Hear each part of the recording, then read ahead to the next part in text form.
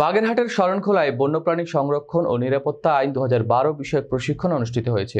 ইউএসএডি ecosystems প্রতিবেশ অ্যাক্টিভিটির সহায়তায় সুন্দরবন পূর্ব বন বিভাগের শরণখোলা রেঞ্জের অগ্রদূত ফাউন্ডেশনে 23 ও 24 এপ্রিল বন্যপ্রাণী সংরক্ষণ ও নিরাপত্তা আইন 2012 বিষয়ক 2 দিনব্যাপী প্রশিক্ষণ অনুষ্ঠিত হয়। প্রশিক্ষণ কর্মসূচির উদ্বোধন করেন সুন্দরবন পূর্ব বন বিভাগের শরণখোলা রেঞ্জের সহকারী বন সংরক্ষক শেখ মাহবুব হোসেন।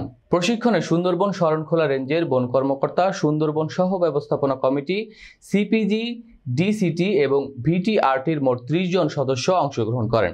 2 দিনব্যাপী এই প্রশিক্ষণের প্রশিক্ষক হিসেবে অংশগ্রহণকারীদের বন্যপ্রাণী সংরক্ষণ নিরাপত্তা আইন 2012 বিষয়ক বিস্তারিত ধারণা তুলে ধরেন।